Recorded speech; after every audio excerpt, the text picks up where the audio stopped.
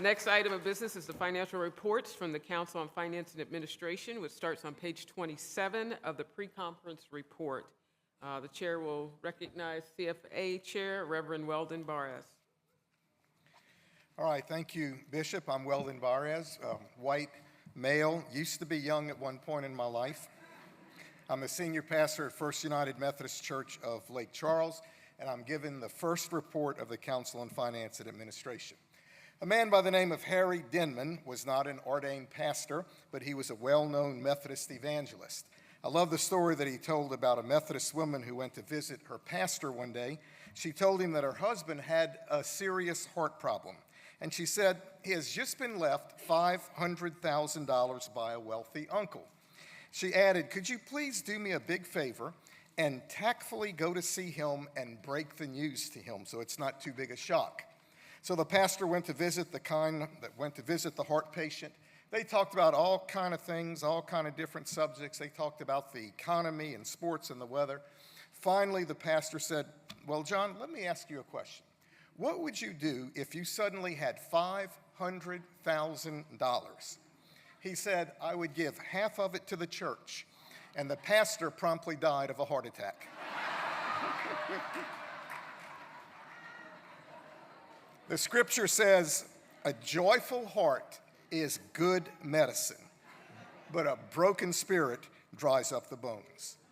According to the Book of Discipline, the purpose of CFA reads like this in paragraph 612, to develop, maintain, and administer a comprehensive and coordinated plan of fiscal and administrative policies, procedures, and management services for the annual conference. That's our job as CFA, and our report is found on page 27 of the pre-conference report. You know, even Leroy, I'm told, is checking that out. He's very, very interested in it. It has a detailed account of our CFA policies and related matters. Now, the CFA and all these reports today focus on budgets and reserve funds and investment income and apportionment, but it's also for us a big step forward in our ongoing shift to have a very strategic approach to funding our mission and our ministry, and how we understand and how we utilize apportionments from our local churches, and how we actually align our budget with our missional priorities and invest in the future that we are building. But I want to say this very clearly this afternoon. These reports that I'm giving today are not ultimately about spreadsheets, but instead it's about planning for the future. It's about our mission, it's about our ministry, it's about investing in future leaders and in local churches. It's about building and connecting and equipping disciples of Jesus Christ to make a difference right here and in the future. It's about making decisions today in a very clear and responsible way that allow our congregations all across Louisiana to keep on doing the work of the church that we are called by God to do for the generations that are to come. I want to point out that our report for today is really good news. In fact, it's a joyful report. Our financial situation as an annual conference is healthy and positive, and I believe that it's a great reason to celebrate and to give thanks to God. For example, our apportionments for our local churches actually went down by 20% for each of the last 2 years. So 40% of our churches disaffiliated. Keeping with that, our apportionments went down by 40%. And for the next year, for the year 2027, apportionments for the local churches are not going up. They're staying exactly the same. And that is so healthy. That is so positive for our churches and for our annual conference. You know, we have really been through a lot as a church. COVID, hurricanes, the dark days of disaffiliation. I don't know if it does anything for you, but it sure helps me to know personally that our annual conference is financially strong in spite of all of that. There's no question that some of our churches today are really struggling. And that's a big part of the reason that our apportionment askings went down by 20% for the last 2 years. It's so important for us to never forget that ministry happens at the local level, at the local church. I'm the senior pastor of a local church, and I know that is true. That's where the action is. And so at the church that I serve, First United Methodist Church of Lake Charles, because our apportionments have gone down by 40%, it's given us at the church some breathing room. And our church is able to actually do a lot more in our community in reaching out to others with the good news of Christ. It really makes a difference. Now, the role of the annual conference is to strengthen and support the ministry of the local church wherever it's possible. Our plan that was voted on last year is a healthy and responsible way of funding our budget with apportionments and investment earnings. I'm going to talk about the good news in this report for a few minutes and also in CFA Report number 3 on Friday morning. Last year, in 2025, our investment strategies actually generated approximately $12.6 million. Along with our ministry partners at Merrill Lynch and the United Methodist Foundation of Louisiana, CFA continues to explore strategic and responsible ways to make valuable use of our assets and to keep the apportionment stable and to invest strategically in mission and ministry today and develop the leaders of tomorrow. And here's why all of this really matters so much. Financial strength creates ministry flexibility. The strong investment earnings of our conference can actually support our ministry, and we don't have to raise apportionments. That's so important because it means that even in unpredictable times, we don't have sudden increases in apportionments for our churches. And it also helps us as a conference to plan strategically for the future. The strong financial health of our conference gives our annual conference the ability to build and connect and equip for a transformative future, even in times of uncertainty and change. I want to highlight 2 additional points to finish this first report. First of all excess cash flow and contingency and surplus funds are handled according to our conference-approved policies and are invested with the United Methodist Foundation of Louisiana. And secondly, our CFA Investment Advisory Committee continues to meet every quarter to evaluate and review our invested funds with Merrill Lynch and the United Methodist Foundation. And so, Bishop, this concludes report number 1 of the CFA report. Thank you. All right. So the question is before us. Excuse me. The question is before us. All of the recommendations are contained in report number 1 or report number 1 on page 27. Is there any discussion? Okay. All right. Are you ready to vote? If you approve the recommendations or the first report, report number 1, please raise your green card. Thank you. If you do not support, please raise your red card. All right, it is approved. Thank you. Okay, we come now to our second report. I know these are really not very interesting, that they're a tad bit boring, and I apologize for that. So because of that, I want to tell you a story about a church member I had at a previous church in North Louisiana who was a big Green Bay Packers fan. As a gift to me, he invited me to go with him to Green Bay to see the Cowboys play the Packers. He got all the tickets, he made all the arrangements. That was so awesome for him to do that for me as a gift, and I would love to do that anytime again. My calendar is open. If the Lord is whispering to you about this, you just give me a call or an email. Anytime, any stadium.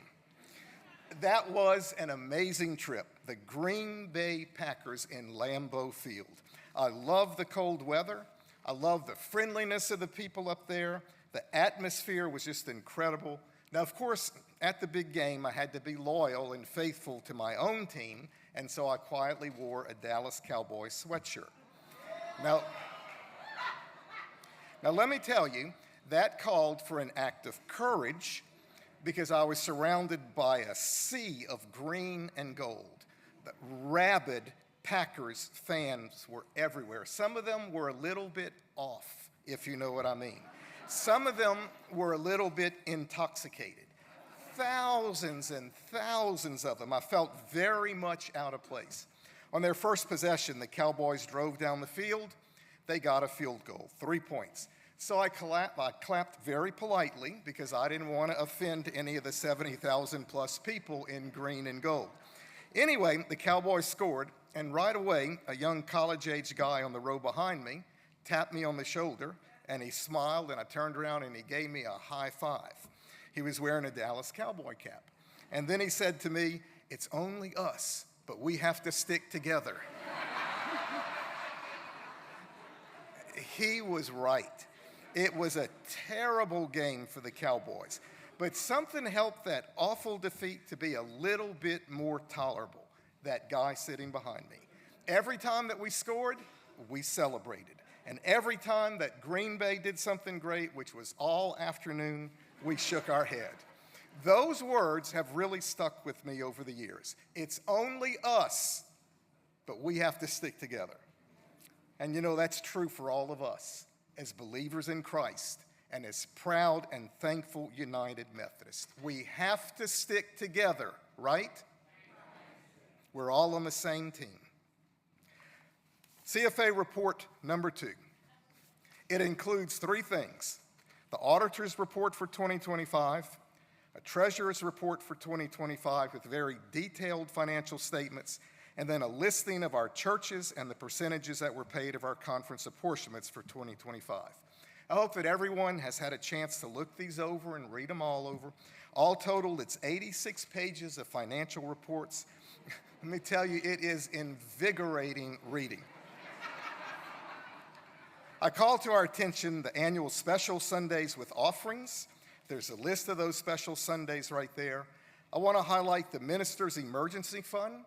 CFA is so thankful for those who faithfully give to this. The total of these gifts in 2025 was $15,910.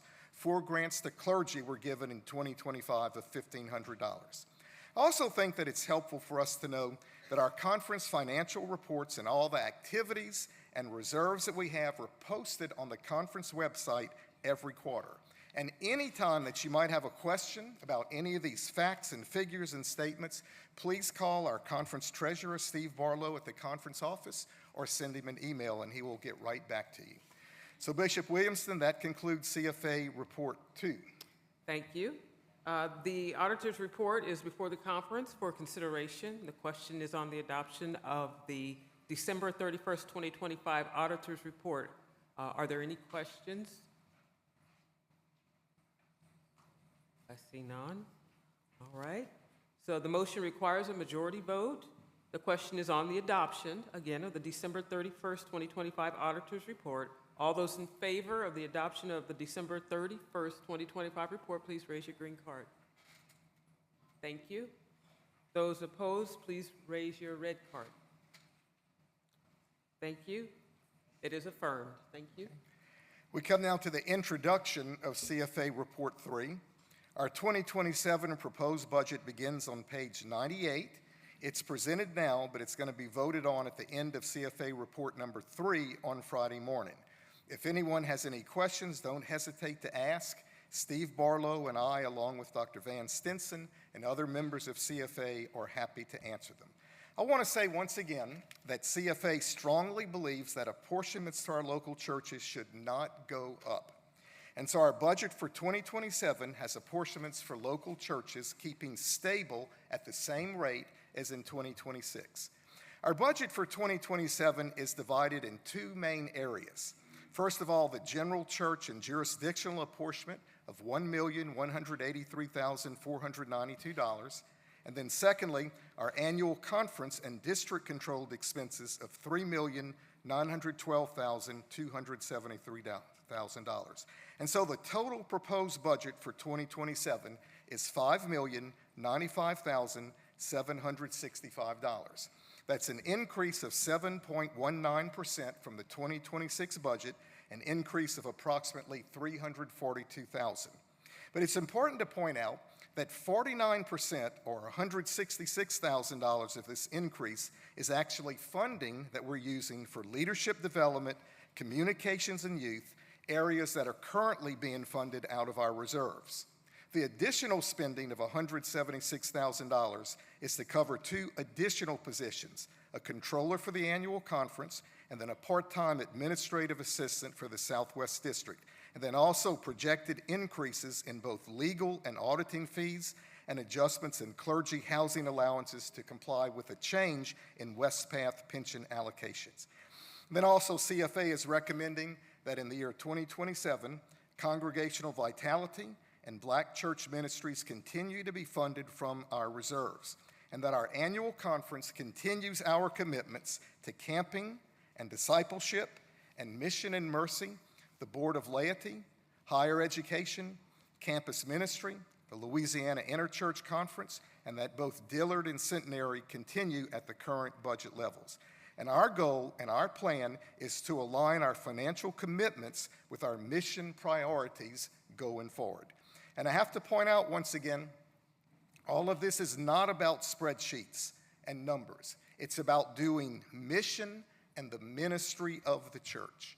And so the total budget for 2027 for the general church and South Central jurisdiction and our annual conference is $5,095,765, and our plan is to fund this by a combination of apportionments to local churches and strategic reserves and interest earnings from our investments. I do encourage everybody to please go over the budget proposal before Friday morning, and if there are any questions, to please ask.